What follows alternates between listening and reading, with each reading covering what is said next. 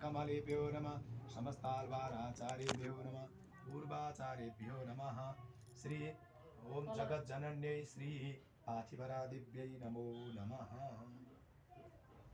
अखिलकोटि ब्रह्माण्ड नायक सर्वेश्वर श्रीहपति अकारण करुणा वरुणालय भक्तवांछा कल्पतरु परब्रह्म परमात्मा हुने जगत जननी माता श्री पार्थिभरा देवीका असीम अनुकम्पा कृपा कटाक्षले आज हामी यो माताको प्रतिष्ठा गरेको पनि आज 4 वर्ष पूर्ण भएर 5 वर्षमा हामी प्रवेश गरेका छौँ र 5औं आज यो वार्षिक उत्सव सुसम्पन्न हुन गइरहेको छ। यहाँ आज यो वार्षिक उत्सव किन मनाइन्छ, आज देवीलाई भगवानलाई किन प्रतिष्ठित गराएर कि कस्ता प्रकारले प्रतिष्ठा गराएर राख्नाले जीवात्माको उद्धार हुन्छ भन्ने कुरो यो आगम निगमहरूमा बताइएको छ। शास्त्रको आगम निगम वेदले प्रतिपादन गरिएको छ। जसरी हामी जीवात्मालाई कृपा गर्नको लागि भगवान स्वयं 5 स्वरूप विग्रहमा अर्चा विग्रह भएर आइबक्सन छ। अर्चा विग्रह कसरी हुन्छ? मूर्तिकारले मूर्ति बनाउनुहुन्छ, 8 प्रकारका प्रतिमामा भगवानको सेवा पूजा आराधना हुन्छ। श्रीमद् भागवतको 11 स्कन्ध जो मुक्ति लक्षणमा बताउनु भएको छ भगवान श्रीकृष्णले उद्धवजीलाई। र जस्तो हाम्रो यहाँ धातुको मूर्ति पार्थिभरा माताको निर्माण गरिएको छ।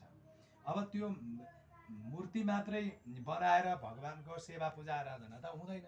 विधिवत एउटा शुभ मुहूर्तमा आचार्य गुरुदेवहरूलाई बोलाएर अनि आगमको पद्धतिद्वारा हवनादि कर्म गरेर अनि भगवानलाई विशेष धान्य दिवास, शय्या दिवास, जला दिवास, त्यसै गरी विभिन्न प्रकारले शास्त्रले बताए बमोजिम अनि प्राण प्रतिष्ठा गर्नुपर्दछ।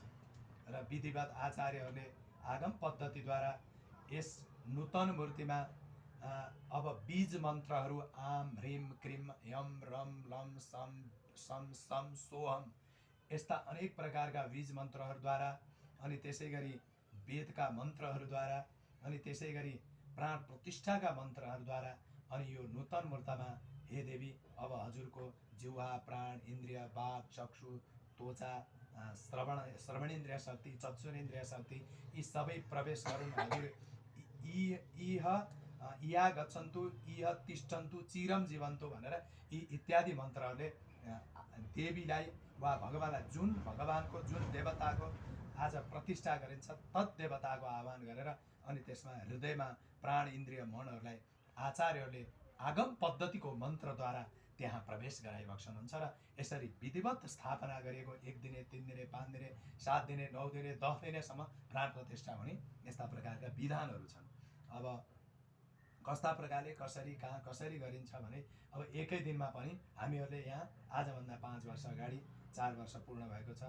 आज 4 वर्ष अगाडि यहाँ आएर हवन गरेर माताजीले यहाँ यस्ता प्रकारले अब कतिपय भक्तहरूको इच्छा थियो पार्थिभरा माताले हाम्रो यहाँ मातालाई चिनिन्छ भने खोइ हामीले पार्थिभरा माताको मूर्तिको पनि हामीले दर्शन पाए हामी अझ कृतकृतार्थ हुने थियौँ भनेर धेरै भक्तहरूको यो गुनासो र भक्तहरूको यो आवाजलाई श्रवण गरेर उहाँले यहाँ पाटनमा मूर्तिकारहरूलाई यो मूर्ति बनाउनको लागि निर्देशन दिनुभयो माताजीले।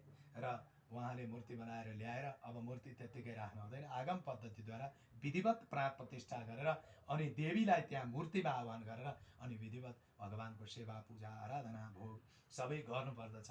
भगवानका विभिन्न 84 व्यञ्जन 56 भोग लगाएर आरती गरिन्छ, विशेष भोग लगाइन्छ। जसरी अन्नकूट प्रत्येक मन्दिरमा वर्षमा एकचोटि अन्नकूट महोत्सव हुन्छ, त्यसमा 84 व्यञ्जन 56 भोगहरूलाई निर्माण गरेर अनि भगवानको सन्निधिमा